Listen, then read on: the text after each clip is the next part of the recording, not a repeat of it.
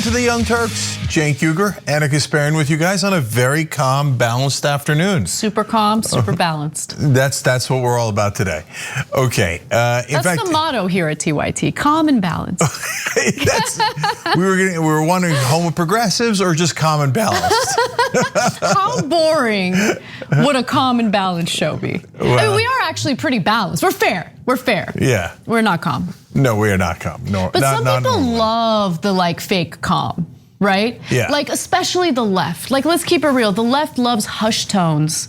Like hush tones mean that the person is reasonable and logical, even if what they're saying is insane. Yeah. And it's like, don't be fooled by that. Passion is okay. Yes.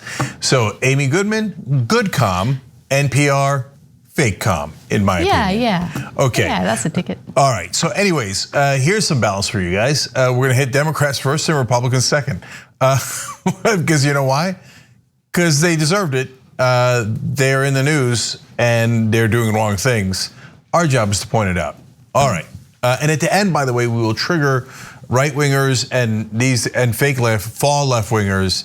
By talking about Russia. It's faux. It's faux. I do it wrong every time. What did I say? What did I say again? Just faux. Just think of friends and foes. Faux. What do I say? Faw. Yeah, it's faux. What a weird mental and verbal glitch. Okay. Anyways, Russia later. No. Okay. Seriously, let's get started with the important stuff. All right, let's do it. You want to get a picture of us? Get a picture of us, huh? We're talking. All right, we're talking. You're going to have a resolution by the end of the week, it sounds like? We're talking. We're going to make some progress. Senator Sanders, you prepared to make some deep cuts to climate change and other things like that? Senators Bernie Sanders and Joe Manchin got together for a meeting to negotiate the budget reconciliation bill, the same budget reconciliation bill that conservative Democrat Joe Manchin has been a massive obstacle in getting passed. Now, Manchin clearly in that video was pretty desperate for a photo op with Bernie Sanders. And at first I was a little confused about why, but then I took a look at what the constituents over in West Virginia and Bernie Sanders happens to be one of the people that the constituents there love. In fact, if you look at the Democratic primary in 2016, Bernie Sanders did quite well with the Democratic electorate. 51.4% of Democrats favored Sanders over Hillary Clinton in 2016. Now in the 2020 election, by the time West Virginia held its primary, Biden was the only candidate. So there you have it. But let's get back to the budget reconciliation bill and what's taking place. As we shared with you earlier this week, over the weekend, Senator Bernie Sanders wrote an op-ed pressuring Manchin to support the budget reconciliation bill, and he published it in West Virginia's largest newspaper. He wrote the following: poll after poll shows overwhelming support for this legislation, yet the political problem we face is that in a 50-50 Senate, we need every Democratic senator to vote yes. We now have only 48. 2 Democratic senators remain in opposition, including Senator Joe Manchin. Now that triggered Joe Manchin, who then released his own statement in response on Twitter, arguing this isn't the first time an out-of-stater has tried to tell West Virginians what is best for them, despite having no relationship to our state. Senator Sanders' answer is to throw more money on an already overheated economy, while 52 other senators have grave concerns about this approach. The bill would be paid for by increasing taxes, as we all know. To be clear, again, Congress should proceed with caution on any additional spending, and I will not vote for a reckless expansion of government programs. No op-ed from a self-declared independent socialist is going to change that. And real quick, Cenk, before I go to you, I just want to note that Bernie, as he usually is correct. Let's take a look at how West Virginians feel about the budget reconciliation bill. When the nonpartisan, nonprofit Work Money surveyed more than 50,000 of its 2 million members nationwide, it found that 81% of respondents said they supported this plan. That includes 90% of liberals who took the survey, 81% of moderates, and 66% of conservatives. Now let's take a look at West Virginia. This should be relevant to Senator Manchin. 80% of respondents in West Virginia believe Manchin should vote to pass the bill. That includes 77% of conservatives who responded to the survey. Yeah, so a lot of this is about optics, and then I'll tell you what the reality is. So on the optics front, Bernie Sanders put the op-ed in the West Virginia newspaper to obviously rattle Manchin's cage, and it did rattle it to some extent. Why, you might wonder? What's the big deal about a local newspaper that no one reads? Well, in the old days, everybody used to read the local papers, and local media is worth way more than national media, especially in the old days. And remember, all of our politicians are in their 70s or older, so they still believe in the old adage from Tip O'Neill, all politics is local. So when an old school politician like Joe Manchin sees an op-ed from a different senator, especially from his own party, in his local paper, he thinks that's a shot across the bow in a massive way, right? So they're like, whoa, wait a minute, now we're getting into real open warfare here. Now the reality is, that's not really how media works anymore. More people watch cable news, more people go on Facebook than they read any local newspaper by a order of magnitude, right? But the old senators have not caught on to that at all. So now the second portion of this is also optics. So they have the meeting. Apparently they didn't make very much progress at all. And afterwards, Manchin demands a photo op, as you saw there in the video. Now, why is he doing that? He just said he's an out-of-stater, independent socialist, and et cetera. And if we're in open warfare, no. As Anna pointed out, since Bernie did so well in the primary in 2016, Manchin knows that is a big chunk of his own voters, the Democratic voters, and he's got to appease them. So being a classic politician, he goes in both directions. Brags about 52 senators, 50 of whom are Republicans that are on his side, or 48 of them are Republicans at least. Or I'm sorry, I keep saying that wrong. 50 are on his side that are Republicans, and then at the same time, he wants to cover his bases with Bernie, so he's got basically his arms around Mitch McConnell and Bernie Sanders. But all of that is optics. There's only one thing he cares about. And a lot of the articles talk about how the White House and Jennifer Granholm and at the Energy Department are making a big pitch about how much this bill would actually help the people of West Virginia.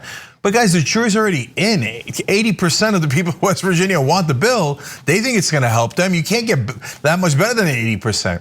That's not gonna move Manchin 1 inch. Bernie's not gonna move him. None of these things are gonna move him. The only thing he cares about is money, money, money, money, period. And in this case, we're really kind of screwed because he's taking out the biggest portion of the fighting back against climate change from the bill. He's saying, that's my red line. I don't want you to fight climate change at all. I don't want you to go towards renewable energies. And it's gonna be super hard to move him, not only because his donors are in that industry, obviously, as we've shown you in the past, but his own company that he founded, his son runs, that he gets money from, $500,000 every year, is in coal. So moving away from coal is devastating. I mean, he's already incredibly wealthy, but he would perceive it as devastating to his personal income and his personal wealth. So how are you gonna move a senator that deeply corrupt?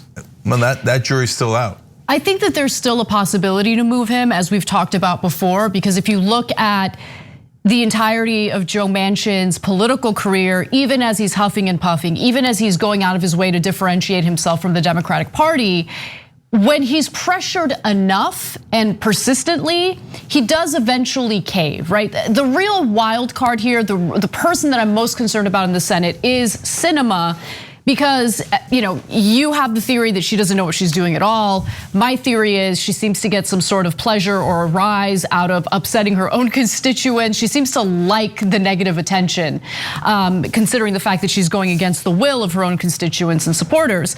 But with that said, I mean, going back to what you said earlier, Cenk, about the op-ed that was written by Bernie and how this is against the rules, like the decorum and what senators are used to.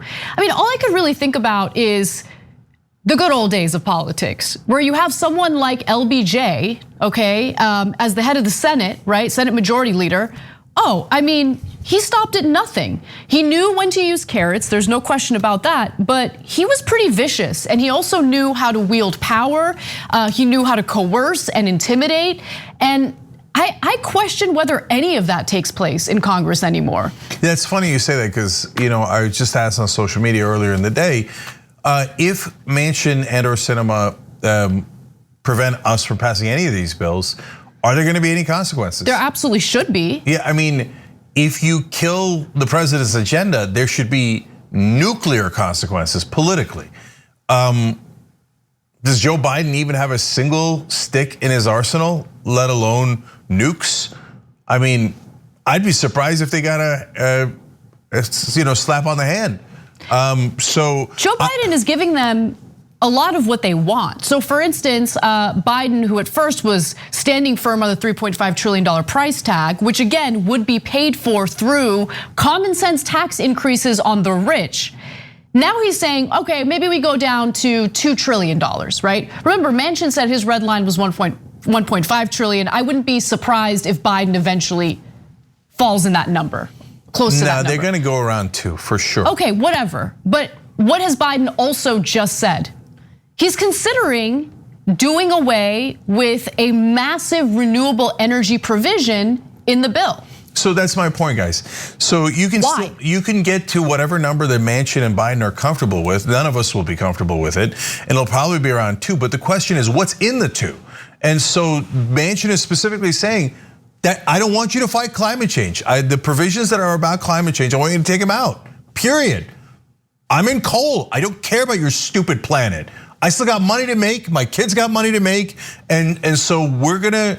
It's our red line. Now that's a giant problem, and honestly, on that one, I don't know how they're gonna move him off of it. He has to move off of it, otherwise they're not gonna get any. But guys, there's more.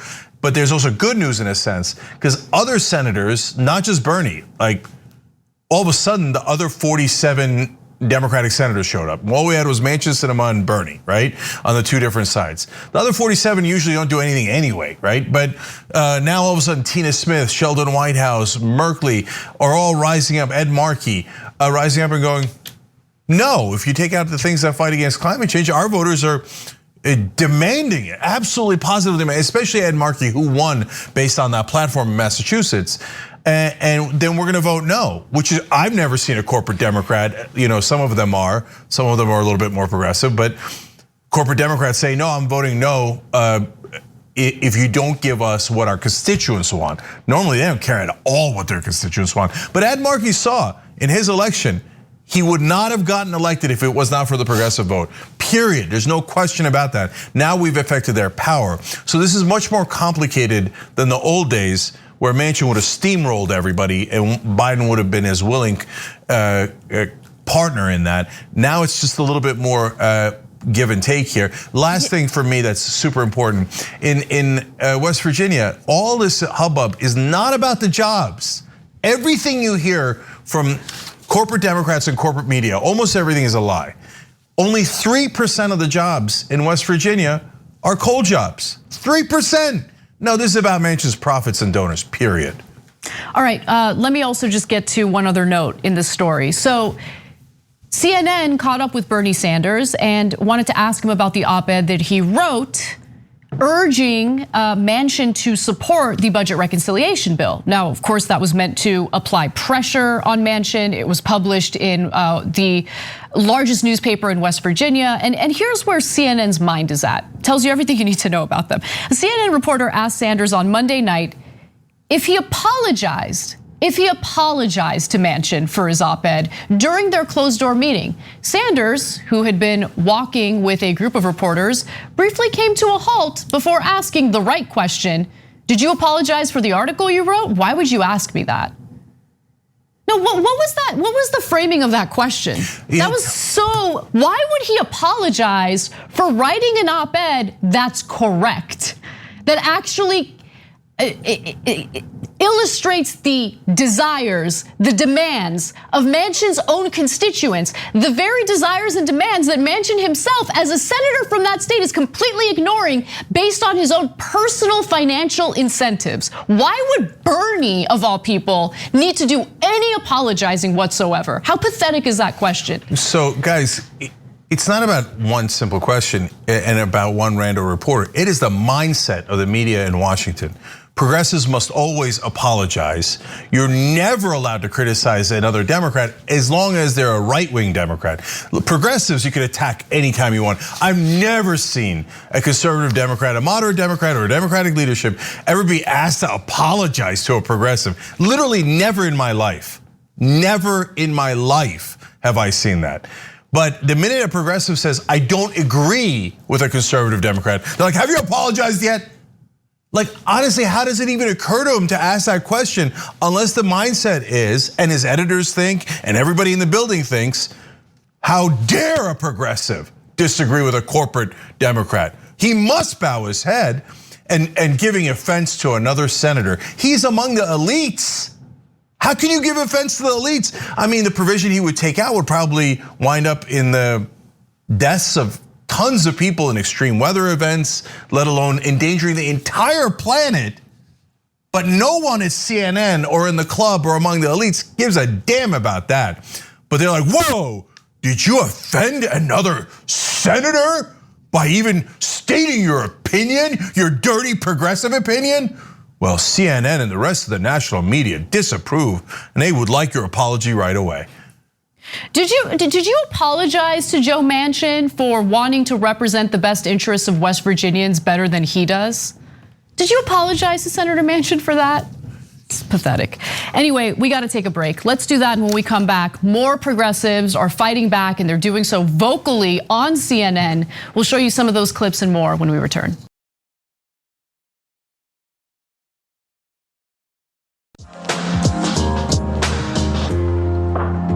All right, back on TYT, Cenk and Anna with you guys. A lot more news. All right, let's talk about how progressives are fighting back. Nina Turner went on CNN to make a strong case in favor of passing the budget reconciliation bill, which of course would overwhelmingly improve Americans' lives materially, offering universal pre-K, paid family leave, 2 years of free community college. I mean, the list goes on and on, expanded Medicare. And what I love about Nina Turner is how she comes in strong and she does not let up. Here's a perfect example of that. I am glad that Senator Sanders had the courage to smoke out Senator Manchin by writing that op-ed, forcing him to have this conversation. So conversation is always good, but it just can't go on forever. Because Brianna, the longer they are in talks, the less likelihood we're going to have the strong package that is needed to elevate and to uplift the American people who need it the most. And this cannot be pushed down the road because we don't know what may happen in 2022. So we need to get this done right now. Frankly, I think Manchin is more progressive than he gets credit for, and I think Bernie is more pragmatic. I love that these two guys are talking. All right, Senator Turner, Brianna, for progressives, Brianna, yeah. Sorry, go on. The labels, I mean, I'm so sorry. Pragmatic, practical. People are literally losing their lives and their livelihoods while people play games. I loved that final moment in that clip. How exactly can anyone claim that Joe Manchin of all people is progressive? Yeah, if you watch the whole thing, Begala, of course, in that clip, Begala looks like he's giving a little bit of credit to Bernie for being practical, but he's giving Manchin credit for being progressive. I haven't seen it. I've never seen what he's talking about. But overall, in the longer clip, Begala, of course, sides with. We can't have perfection here get in the way. That's the talking point they use every single time when it's progressives asking for something for you guys. Now, when it was a $2 trillion tax cut for the rich, the Democrats pretended to be against it. But was there a big giant fight in the country and in politics and in media? And hey, we got to compromise here. You can't ask for the whole $2 trillion for everything for the rich. Yeah, all right, let's get started a trillion or half a trillion or. No, there was no such fight. They said 2 trillion, they did 2 trillion.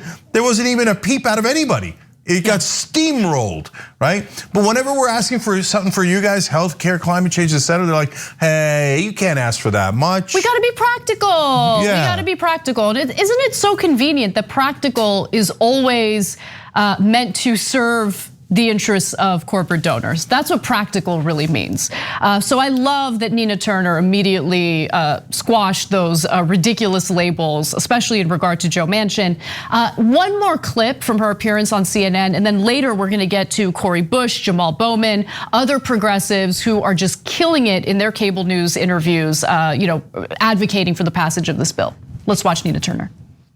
And look, the overwhelming majority of West Virginians agree with this. West Virginia is one of the poorest states in the United States of America, and you have a senator who is set for the rest of his natural life, and so are his children and his children's children, and he want to negotiate away. Senator Manchin, what do you want to negotiate away? Is it child care? Is it the implosion of Mother Earth? Is it health care? What is it, Brianna? He is not saying what it is. So this is not about who's pragmatic and who's practical and who's progressive. This really is about, in this moment, whose side you are on. And let the American people remember this. $6 trillion was the original number. We are down to $3.5 trillion. How low are we going to go to sacrifice the poor, the working poor, and the barely middle class in the United States of America? Hell, the Senate just gave, I think, $10 billion more dollars to the military budget than what was asked for. She's right. In the next decade, the United States is going to spend a minimum of $7.5 trillion on the defense budget. The media never frames it that way. The media only frames the budget reconciliation bill as a $3.5 trillion spending plan. But when it comes to defense, they'll find ways to frame it as if we're not spending a giant portion of our discretionary budget on wars. Yeah, I'm going to make one quick note about TYT here and what we're standing for. So Nina Turner is a host on TYT now. She's on Damage Report earlier today. She's going to be on Indisputable. She's got Power Hour. That's just for our members. But normally when someone signs a contract with a company, it's exclusive and you're not allowed to go on other channels. We did not do that because we think Nina's voice is so important to the country that we want her on everywhere. So thank you to our members that allow us to do that so we can get our incredibly strong voice out to as many people as possible. All right, so I want to move on to Cori Bush. Cori Bush and Jamal Bowman also had appearances on CNN. They gave their interviews together, and I thought that they absolutely did a great job, including Cori Bush in this moment, where she talks about how she got elected to Congress for a very specific purpose. Let's watch. The expectation is we will give you crumbs and expect you to be happy. What we're saying is I didn't come to Congress to continue to give crumbs to my community. St. Louis continues to get crumbs and we keep being number one for homicide, number one or number two for homicides, number one for police murder, number one for the murder of children. We keep having those issues. We keep having issues with black children being 10 times as likely to go to the hospital in emergency room for asthma than white children. How do we fix those things? You have to put the money there. And so I didn't come to Congress to sit back and accept those crumbs. Give my folks the meal. I mean, is there really any other way to put it? Yeah, no, I love it. That's just Democrats 2.0 right there. Jamal Bowman and Cori Bush, a lot of you guys helped to make sure that they won. And so we're trying to bring positive change in the world. And both of them did a fantastic job. You'll see more clips in a second. But now finally progressives are allowed on air, number one. Why? Because they have credibility. They won the races. You know, they're US Congress people now. Because they have leverage. Yeah, and that's what they have. Exactly, they have enough votes to block the bill. They have power, then they're allowed on television. Back when we didn't have any power, progressives were persona non grata on television. They were not allowed on TV. Now that, you know, of course, Nina's here, but also former campaign co-chair of Bernie Sanders, and Bernie Sanders is super relevant in the Senate, so they need these voices on. So, and now when they're on, the television audience, for the first time in their lives probably, are hearing a progressive perspective. Yeah, wait, why did the voters have to get crumbs and the donors get to have the full meal? Exactly, exactly. And look, what it does is it creates the same distrust in our institutions that's really hurting the country during this pandemic, right? People campaign, candidates campaign on very specific policy issues. They have specific platforms that call out to the needs of their own constituents. And then they get elected into the system that overwhelmingly prioritizes the interests of corporate donors over the constituents' needs. And progressives have been beaten down with this talking point of be practical, be practical, be practical.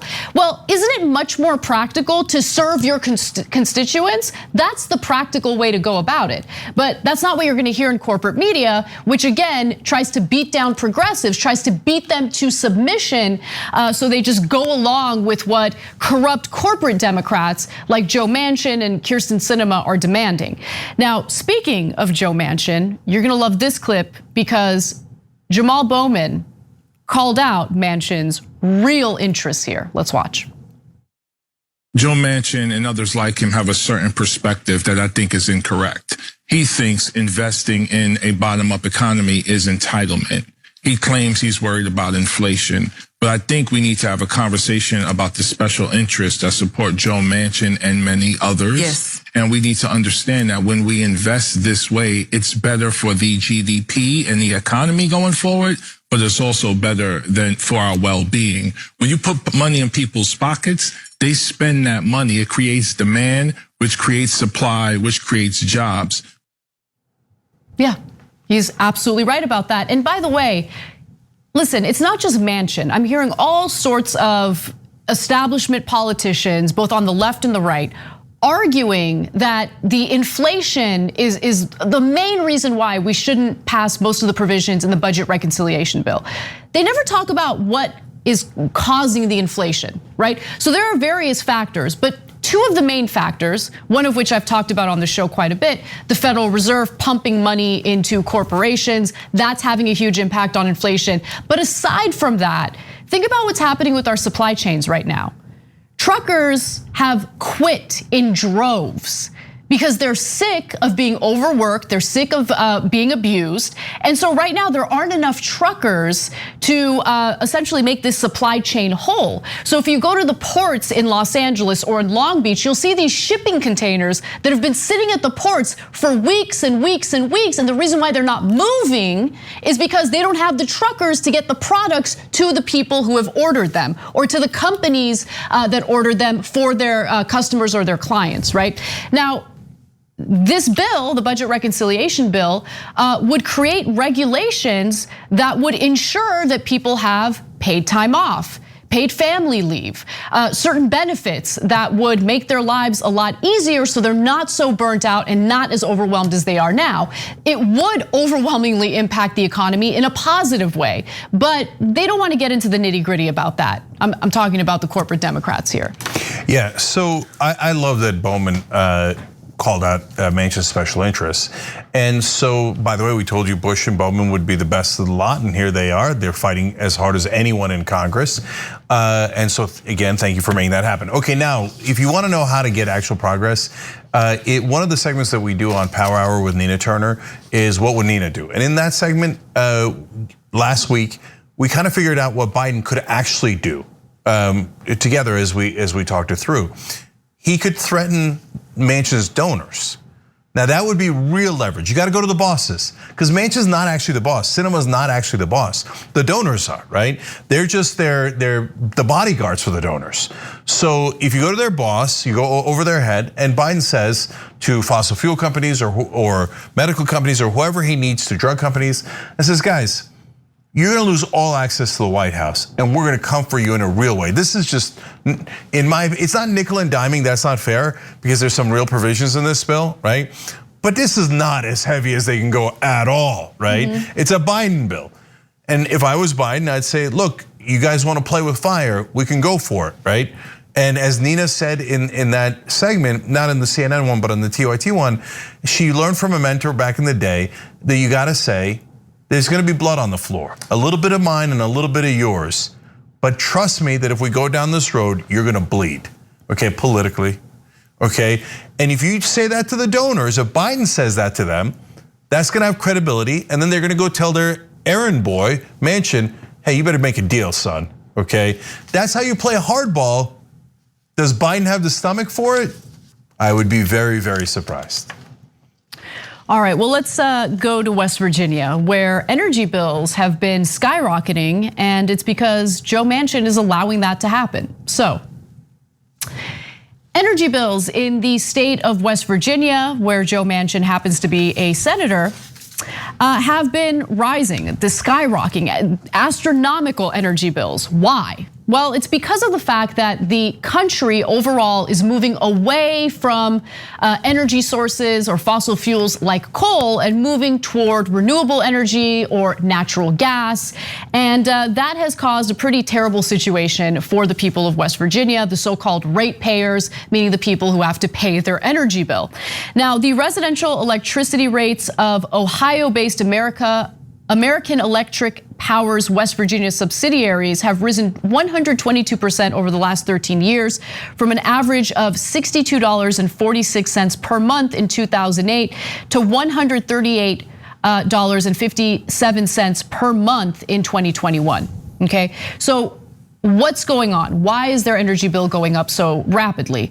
Well, there have been regulations that force coal plants, for instance, to make some updates, for instance, that would lessen the amount of CO2 that's being outputted.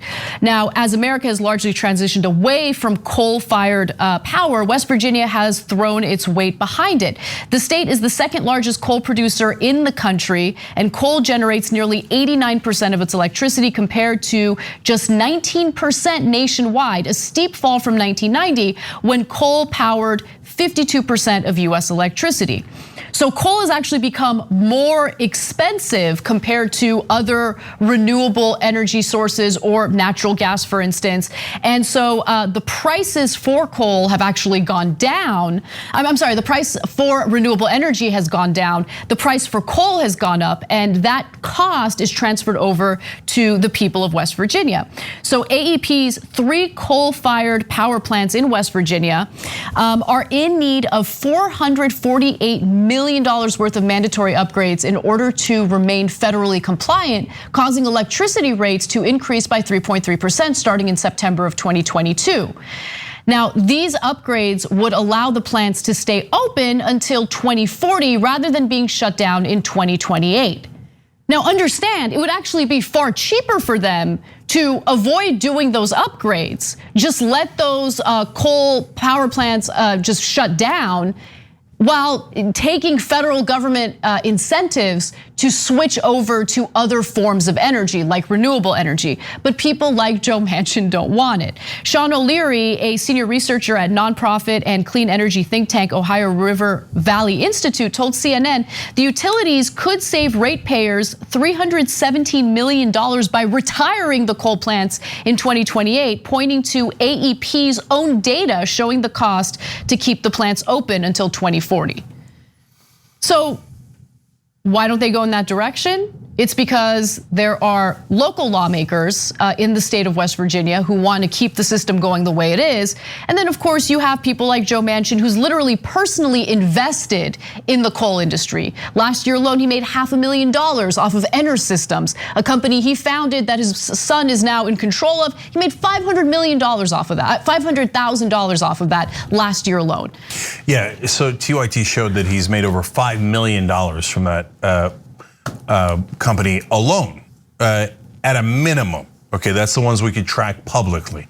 So he's got at least 5 million reasons to want to block the sensible way to go, and one that would actually save taxpayers money. Now, he claims that he wants to save taxpayers money. He says that all the time, never when Republicans are in charge, but when Democrats get in charge and all of a sudden you want to help anybody, all of a sudden he's really worried about the spending. But in this case, well, you're spending more to keep a dying industry afloat, even though it has higher prices. Doesn't make sense in any way, shape, or form until you find out both your contributions, political contributions, and your personal profits both come from coal. So I don't know a person more biased in America than Joe Manchin on this. And guys, have you seen in mainstream media coverage about the $5 million he's made off of his coal company? Nope. You've never seen that, right? You've never seen that in mainstream media. Isn't that a weird thing that they never bring up? Something that has got to be a fact. Guys, you know it in your personal life. If you made $5 million from something, you think it might affect you? Of course, you're human, it would affect you, right? And you ask mainstream media, they're like, no. Politicians are so honorable that $5 million in profits would never affect them.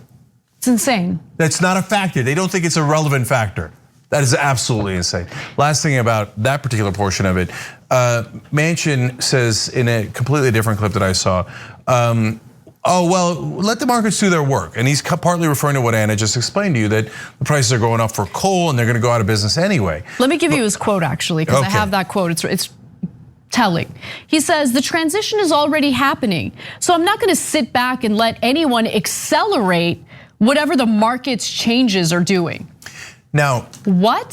So hold on, the market is great when it's working to your advantage. But you reject the market or you try to slow down the direction the market's going in if it doesn't benefit you. That's exactly what he's saying there. Well, he's saying let the market do whatever it's doing and let's not accelerate it. But wait a minute, the market's not just acting on its own. Coal has subsidies. How is that part of the free market? Well, okay, then if it's part of the free market, why don't we give it to the renewable energies? Well, that's the thing you're holding up.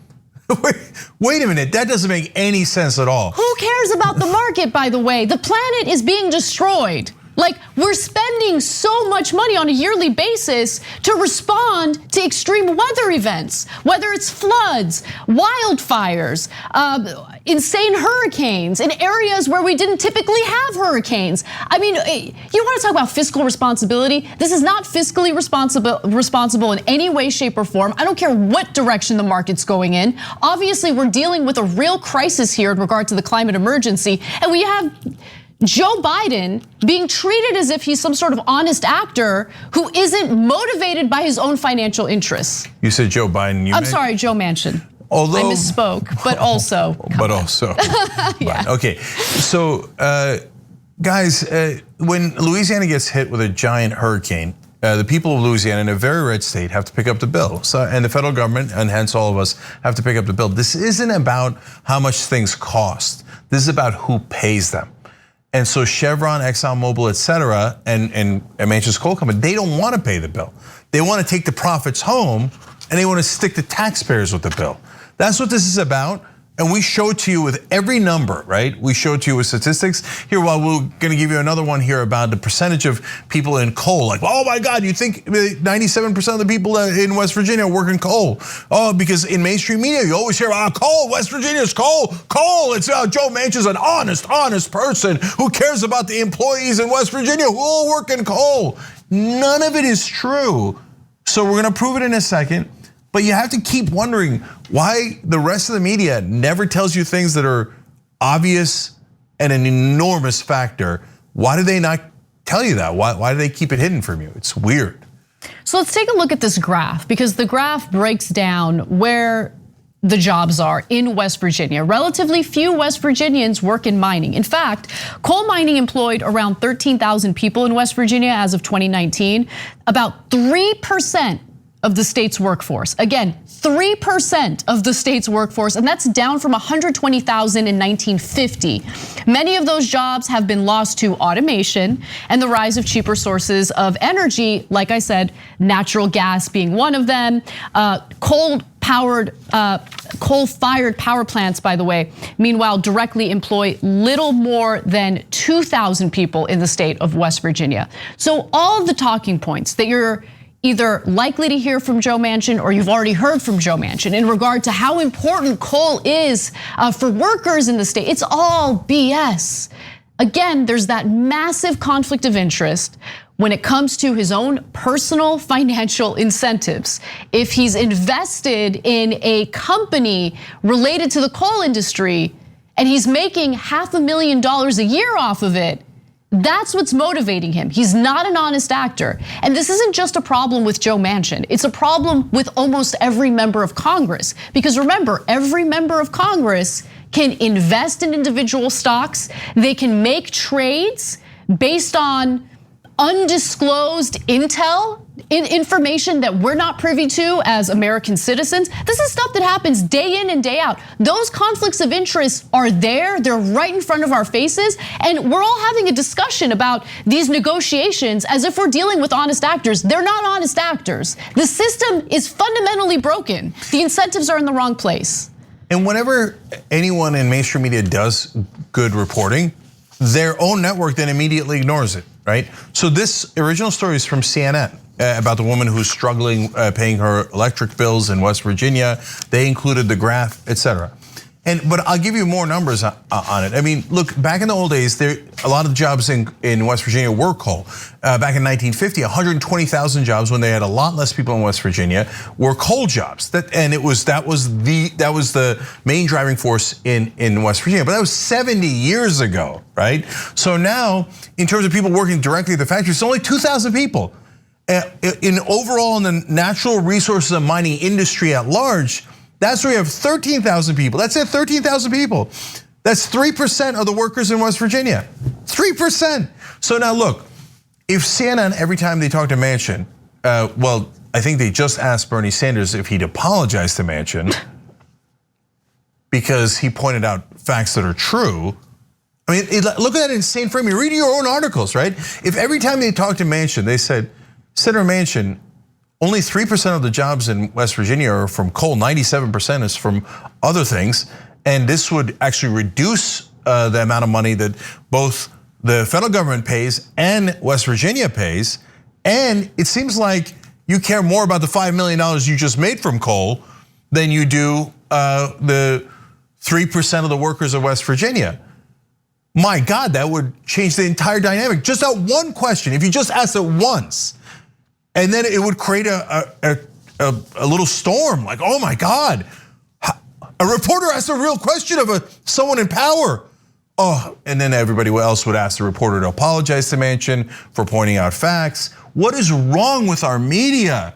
Why won't they say things that are true? It's infuriating, and at the end of the day, the worst part of it is it affects you. They then do propaganda. They move that bill from 6 trillion to 3.5 trillion, now 2 or maybe 1.5 trillion, or maybe not at all. Why? Because they never effectively called out Manchin for what he's actually doing. All right, we got to take a break. When we come back, we'll switch gears and talk a little bit about Donald Trump and his reaction to Colin Powell passing away. We'll be right back.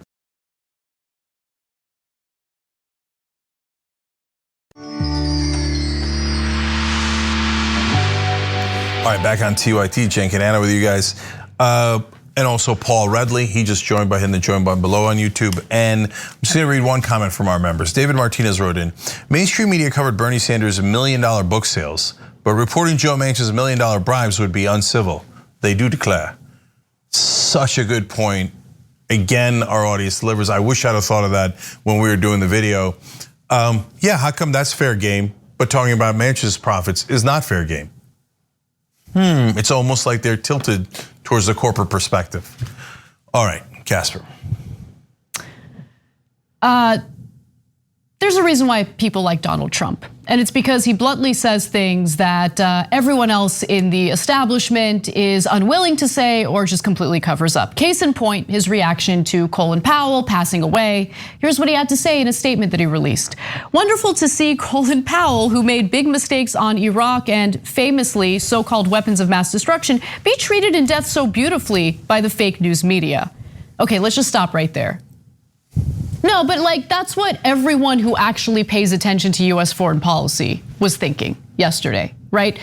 Like everyone felt the need to maybe pad their critique with some pleasant commentary about him. But no, you look at his career, you look at what he did, you look at the fact that he lied on an international stage, knowingly lied in regard to Iraq and weapons of mass destruction. That alone is bad enough. But then you look at other things from his past, which I'll get into in just a second, and it's just like, yeah, let's stop pretending like he was a perfect guide, he was super moral. Let's be honest about what his career and his legacy entailed. But let me continue. Hope that happens to me someday, Trump says. Honestly, I doubt it, but nonetheless, he also says that Colin Powell was a classic rhino, Republican in name only, if even that, always being the first to attack other Republicans. He made plenty of mistakes, but anyway, may he rest in peace. So he ended it pleasantly at least, right? Well, not really, but anyway, may he rest in peace. I know, I was kidding. But look, whether you like or dislike Donald Trump, and I will admit, I obviously dislike Donald Trump quite a bit, this is what appeals to people in regard to like his personality, like the way that he talks about things and he does it bluntly without tiptoeing around obvious facts. Yeah, there's two different parts of it. One is that elites are scandalized by plain talk, right? And they're scandalized by anyone who doesn't revere the professional class. And so Colin Powell was a shining example of the Washington professional class. And so it offends them personally if Colin Powell is ever insulted. John McCain was another example of that. Now they're both Republicans, both giant war hawks, and in Washington, beloved. Not beloved in Iraq, not beloved in Afghanistan or Syria or many other parts of the world, but in Washington, among the elites, they love Colin Powell. Now, the second half of it, though. Can I just give you a quick example? I mean, Maggie Haberman, a New York Times reporter, quote tweeted Trump's statement, and she was incensed. Right, like, oh, I'm paraphrasing, but something along the lines of, oh, his mother, never told him, if you have nothing nice to say, don't say it, like that kind of thing. But no, are we gonna have a discussion about the former Secretary of State's legacy, right? Or are we just gonna pretend like he was a perfect person who never did anything wrong? He took part in war crimes that led to the massacre, the murder, the death of hundreds of thousands, if not 1 million civilians in Iraq. That's nuts. Yeah, and so Maggie Haberman saying, if you don't have anything nice to say, don't say anything at all. Well, then you might not be a reporter. I mean, that's not what reporters are supposed to do. But that is the unofficial rule that she lets slip through mother said BS. You're a reporter for the New York Times. What do you mean if you have nothing nice to say, you shouldn't report anything? That's generally been the rule for corporate politicians and corporate media. If you can't kiss their ass, don't write it. Don't write it. Don't let anybody know Manchin takes made $5 million profit from coal. Shh. That's for TYT. They're radicals. They actually do news and facts. And in this case, Colin Powell. I mean, look, he also authorized torture, disaster. Let alone what he did that was horrific in the Reagan administration. So, but on the other hand, Trump is not a bright guy. So you have to confess that. Like you don't. I know it's not how you write it. I know, Cenk, but like, do you understand how much that type of communication appeals to a huge portion of the country? I know. What's so frustrating, honestly, is we do plain talk, and you don't have to be dumb to do plain talk. You could actually have a smart conversation, but you could say it in a way that people can understand it. And by the way, I don't think you're that smart if you talk in a way that no one can understand. Then obviously you're not getting it. You're not understanding how to reach people, right? So I'm not against that at all. But there's this giant double standard by the media. If the right wing does plain talk, even in criticizing it, but they'll amplify it, but Trump was always considered super legitimate. Remember in 2016? Oh, come on, Cenk. You lose me. This is where you lose me. But Anna, the media you're totally never wrong. took him seriously, with the exception of right-wing media. No. Okay, give me an example. No, hold on.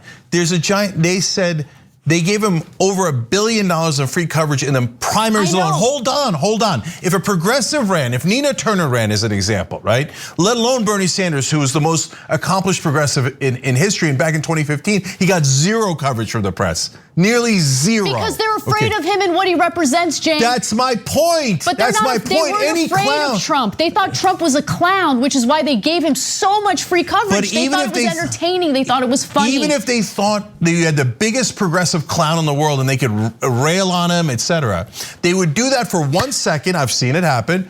And then they say, shh, never cover the progressives, never cover. Look, we just did a story earlier in this show where progressives were allowed on CNN and everyone's like, whoa, what the hell's going on, right?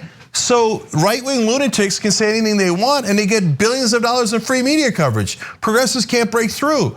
And so this is what leads to the uneven playing field. That's why and in this case, in this story, that's why you almost never hear the downside of the bureaucrats in Washington who've killed hundreds of thousands of civilians. And by the way, you're not gonna hear that from the right wing or Donald Trump. He's like, oh, I don't like him. He told people to vote against me. I don't like him. Did he ever talk about, hey, the death squads in Central America that Colin Powell was helped to aid and abet? No, did he talk about the hundreds of thousands of dead civilians that Trump and the right wing don't care about at all? But that never makes it into the goddamn press because they're obsessed with the right wing, corporate. Sorry, go. Okay, well, the New York Times did write about Colin Powell's role in covering up the My Lai massacre, and that was right after his death. So they do cover things like that. But again, look, I just want to go back. They'll never mention it again. Never. Go ahead, turn on cable news right now. Turn on cable news, see if you'll see one unkind word about Colin Powell or the My Lai massacre. Never. This is the same thing that we did earlier in the show. CNN shows you a poll where, not a poll, but a number where in West Virginia, only 3% of people work in coal. Well, so it's all a fiction. Then they go on and ask Manchin about that, the other senators about that? No, never. You're right about that, but you're conflating a bunch of different things into like one talking point. Again, I just want to go back to Trump versus Bernie. Do you understand the difference? Do you understand that the message, the fundamental message coming from progressives like Bernie Sanders threatens their profits, threatens their profit motive? They don't want to popularize those ideas and those proposals. Whereas with Trump, I mean, TV executives were pretty brazen about it. They were pretty transparent about it. Trump brought in the ratings and they genuinely didn't think Trump had any possibility of winning. So they're like, win-win. We've got a sideshow, we've got a clown. Why don't we give this clown endless coverage? It helps our ratings. There's no chance he's gonna win. They weren't threatened by Trump. That was the issue. They didn't take him seriously. And we're agreeing. We're getting upset over nothing because that's exactly what I'm saying, except the only thing I'm layering on top of that, of course they're not, that's my whole point, is that they're not covering progressives because it threatens their profits and they're giant multi-billion-dollar corporations. The only thing I'm layering on top of that is we could get the biggest celebrity you've ever seen, and if they were a true progressive, all of a sudden after the initial blast, the media would cover them less and less. So yeah, because their incentives are to cover them less and less. Progressives are a threat to their profit motive. Then we're agreeing 100%. Okay. And that's why the mainstream media sucks. Well, it's run like a private business is supposed to be run. This is how private businesses are run. This is how it works. They're actually a public company. Yeah, they're publicly traded, but you know what I mean. I know what you're saying.